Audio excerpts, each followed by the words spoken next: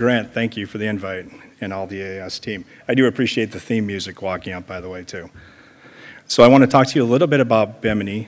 We've been sort of under the radar for almost 10 years, but now we're getting to a place where we have enough products to really light up the revenue engine. So I'm going to talk to you a little bit about our fat technologies, our stem cell tech, and then obviously this is an innovation summit, so we're going to talk to you about our thought process practically and how we're developing an exosome therapy. So we've been around about 10 years, really focused on breast reconstruction, aesthetics, and sports medicine. We internally continuously develop new products. We acquire new products. We are innovation junkies in a lot of ways, and our head of R&D is actually here too, Lucas Fornace, if you want to spitball about RegenMed and how to make money doing it, which is a little bit of a novelty, frankly. The company is private, cash flow positive, we have no debt, and there's currently no private equity investors. So we control our own destiny, good or bad. Our main 5 subsidiaries, PureGraft, Helion, Dermapose, Keristem, and then we recently just acquired an ADM. You can see we're going down a breast reconstruction path, but along the way, because of our history and what we've done, we've always really focused on innovation. So Bimini really is a story about making practical applications for fat grafting, fat stem cells, PRP, and now exosomes from autologous blood. Oops. This is our team. I think a lot of you know some of those people on here, but obviously Diane Martin, she joined us. She's our VP of Marketing. She was with Allergan and many, many companies and extremely experienced in this space. She actually introduced me to Grant, which is wonderful. Bimini is actually fairly well healed from the perspective of we have strategic partnerships already with Arthrex, Crown Aesthetics, and Bausch Health. Crown, which sells the Progen PRP, and also acquired Eclipse recently. Every time they sell a PRP tube, that's a Bimini product. We make every single one of those. So over the past 10 years, we really structured this thing for rapid growth.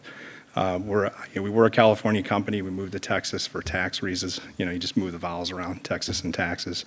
It's one of those things you think about when you're profitable. Overview of the products. I think a lot of people know PureGraft. You know, it's a sort of a leading product in the fat transfer space, moving fat from where you don't want it and frankly putting it where you do. Dermapose is in a lot of ways PureGraft in a syringe, and then we also developed a really novel technology to make liposuction easy and actually have it happen in a procedure room versus an OR. We like to call it training wheels. Keristem is an adipose stem cell therapy that we just personally have funded and pushed all the way from preclinical all the way through phase 2. I'll tell you a little bit about the pivot we're doing there. And then finally, we have Helion, which we acquired in 2020, which had an excellent PRP, existing business with Crown Aesthetics, but had some really, really great innovative tech that we're bringing to fruition now. PureGraft, just roughly, this is a whole fat product, meaning we remove the fat, we clean it, we dry it out, and when you actually put it back to where you want it, the retention is excellent. And this is mainly used in breast reconstruction. It's sometimes used in aesthetics, but we did feel like we were missing out on a market, so we made an easier syringe-based version, which is called Dermapose. Dermapose is sold in the U.S. directly now by us for now, and then it's sold outside around the rest of the world for orthopedics, so actually doing fat injections in the knee, intra-articular injections by Arthrex, and they call it Autopose, but it's the same product. Keristem, this is our baby. We've been pushing this thing for close to 9 years, all the way from pre-clin to phase 2. We previously licensed the Cytori technology. If you remember that product, it was a big electromechanical device, an expensive enzyme. So we used that all the way through phase 2, but just acknowledged the commercial reality of being able to sell a product like that, and have pivoted and have actually found a way to do this in the Dermapose syringe plus an enzyme. So making it all consumable, no capital equipment, and we're completing the bridge study now and taking that platform to phase 3. And then finally, PRP. The ones on the left actually is called Progen. If you see it out in the space, that's a Bimini product sold by Crown. And then we have a pipeline as well. But this is really the good entryway into autologous exosomes from blood. So we try to think about this thing practically. We have approximately 300,000 shipments a year of PRP. We're always thinking about how to elongate and make that process more lucrative. And we naturally thought to look at autologous exosomes from blood. So being practical, and a lot of us are engineers and scientists, We really just wanted to see, is there exosomes, are there EVs, are there microvesicles? In early work, there was quite a bit. And we did some protein analysis as well. So this was kind of check number one. Check number two, we actually asked a commercial question.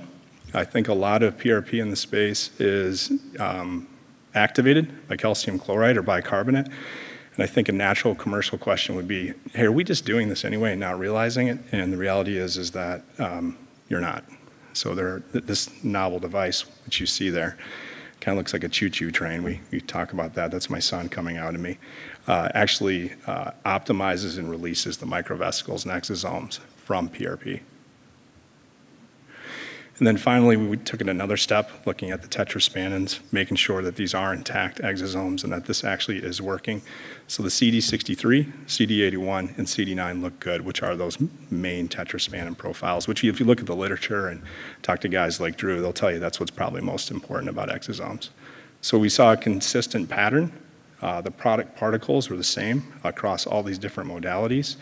And frankly, we're going to continue to push this all the way to market.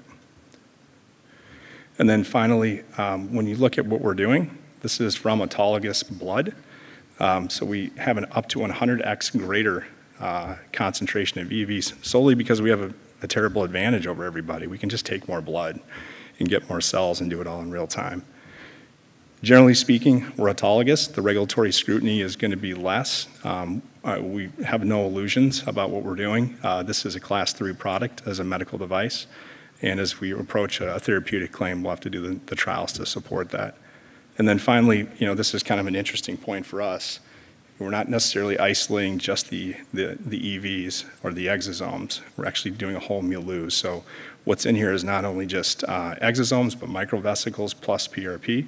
And we saw this from the stem cell fat space when we were early on. We were really just trying to isolate a stem cell.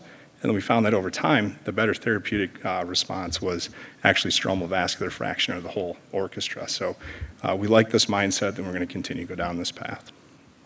Thank you.